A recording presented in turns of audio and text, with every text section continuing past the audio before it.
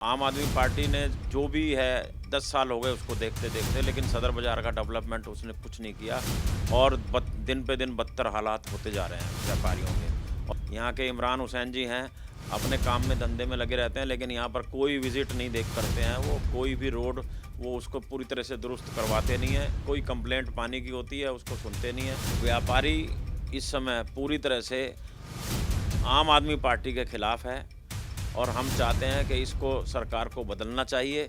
Centre में BJP है, अगर सेंटर में कांग्रेस होती तो हम सोचते कांग्रेस को ही लाएँ।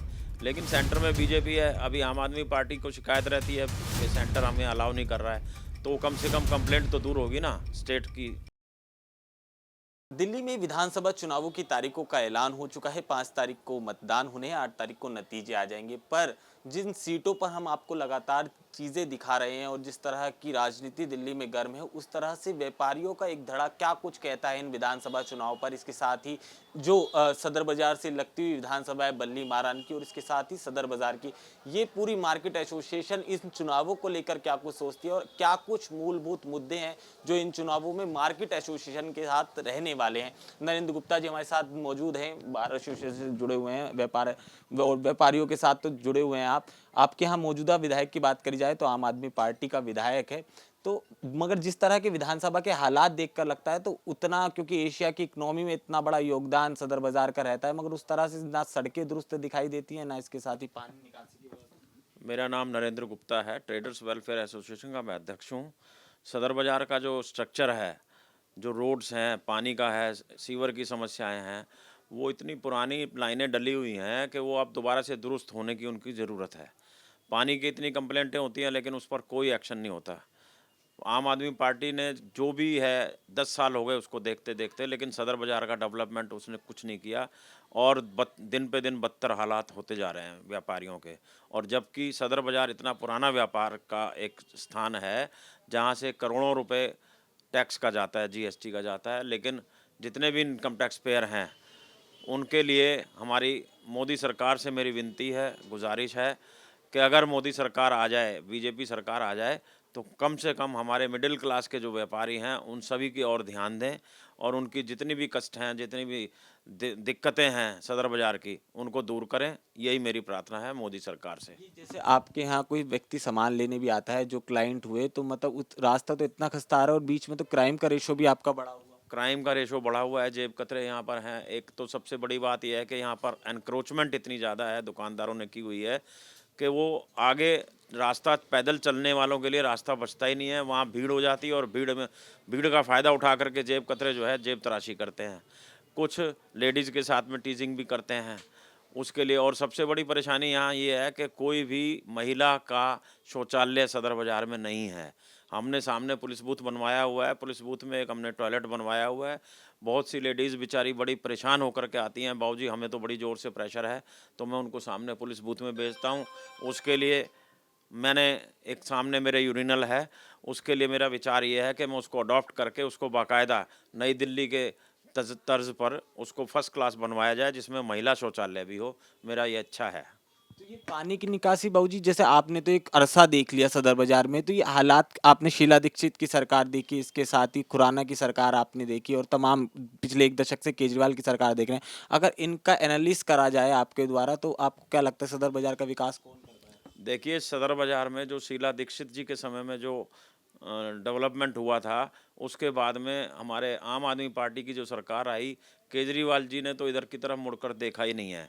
यहाँ के इमरान हुसैन जी हैं, अपने काम में धंधे में लगे रहते हैं, लेकिन यहाँ पर कोई विज़िट नहीं देख करते हैं वो। कोई भी रोड वो उसको पूरी तरह से दुरुस्त करवाते नहीं हैं। कोई कंप्लेंट पानी की होती है, उसको सुनते नहीं हैं।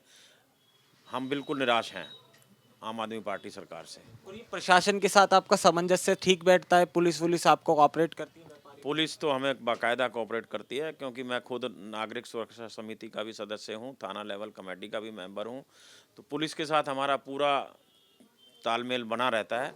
लेकिन पुलिस भी क्या करे, जहाँ पर एमसीडी का काम है वहाँ पुलिस कुछ नहीं कर सकती है। साथ? ये 2-4 चीज़ें जैसे आपने गिनवाई, एक महिला शौचालय बहुत ज़्यादा ज़रूरी है, अगर जैसे जो भी विधायक आए वो इस चीज़ को ध्यान रखे, और दूसरी चीज़ें देखिए, सबसे ज़्यादा तो यहाँ पर सदर बाज़ार का जो स्ट्रक्चर है, इतनी छोटी सी थोड़ी-सी बरसात आने पर भी कीचड़ इतनी ज़्यादा हो जाती है कि आदमी को, व्यापारी को चलना-फिरना मुश्किल हो जाता है, दूभर हो जाता है। इवन मेरी दुकान के सामने भी कीचड़ इतनी जम जाती है कि हमको गाड़ी खड़ी करने में भी परेशानी होती है। कुछ ये समस्याएँ हैं जो व्यापारी पानी की निकासी एक बड़ा मुद्दा है। पानी की निकासी जो है, वो ड्रेनेज जो है ना जी, वो प्रॉपर नहीं है। ड्रेनेज जो पाइपलाइन डली हुई है, वो वर्षों पुरानी, बहुत पुरानी डली हुई है, उसको सुधारने की ज़रूरत है मेन तौर। ठीक है, ये 2-4 मुद्दे हैं जो व्यापारियों के लिए हैं। और इस चुनावों में दिल्ली की बात करें तो व्यापारी धड़ा किसके साथ दिखेगा? व्यापारी इस समय पूरी तरह से आम आदमी पार्टी के खिलाफ है और हम चाहते हैं कि इसको सरकार को बदलना चाहिए। बदलने के बाद में वो बीजेपी की सरकार आ जाए, तो कि सेंटर में भी बीजेपी है और डबल इंजन सरकार आ जाए, तो तब जा कर के हमारी समस्याओं का निवारण हो सकेगा। आपने शीला दीक्षित की इतनी सारी चीजें गिनवाई और कहते हैं कि उनके समय बड़ा विकास हुआ, मगर कांग्रेस आज के समय तो कोई अस्तित्व में दिल्ली में दिखाई नहीं दे कांग्रेस का अपना अस्तित्व उनके जो शीर्ष नेता हैं उन्होंने खुद ख़त्म किया है। कांग्रेस का, वरना कांग्रेस के अलावा तो कोई सरकार होती ही नहीं थी। 50-60 साल उन्होंने पूरी तरह से शासन किया हिंदुस्तान पर, लेकिन अब आकर के कांग्रेस का कहीं पर भी कोई नाम निशान नहीं है। रही। ये जेपी अग्रवाल जिस समय सांसद हुआ करते थे उस समय भी हुआ था। जेपी अग्रवाल जी सांसद थे, उन्होंने भी काम किया, चांदनी चौक के लिए काम किया, सदर के लिए काम किया, लेकिन अब आकर के 10-11 साल से आम आदमी पार्टी ने बहुत निराशा दी हुई है हमारे को। तो आप जब कांग्रेस ने इतना काम किया तो आप बीजेपी की तरफ जाते क्यों दिखाई दे रहे हैं? बीजेपी की तरफ जाते हुए इसलिए न हम सोच रहे हैं कि सेंटर में बीजेपी है। अगर सेंटर में कांग्रेस होती तो हम सोचते कांग्रेस को ही लाएँ। लेकिन सेंटर में बीजेपी है, अभी आम आदमी पार्टी को शिकायत रहती है कि सेंटर हमें अलाउ नहीं कर रहा है।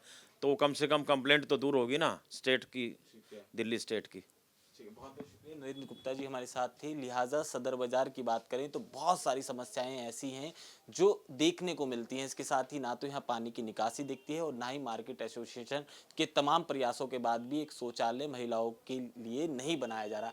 ऐसे में तमाम बहुत सारे मुद्दे हैं व्यापारियों के जो इन चुनावों में आपको देखने को मिलेंगे। इसके साथ ही एक बहुत बड़ा धड़ा आम आदमी पार्टी को जो पक्ष में दिखाई देता था वो उससे खिलाफ दिखाई दे रहा है। ऐसे में ये चुनाव बड़े ज़्यादा दिलचस्प हो गए हैं, मगर लिहाजा ये देखना होगा कि तमाम सरकारें बदलती रहेंगी, तमाम विधायक बदलते रहेंगे, सदर बाजार की तस्वीर कौन बदल पाता है। कैमरामैन गोविंद के साथ केशव पांचाल, दिल्ली।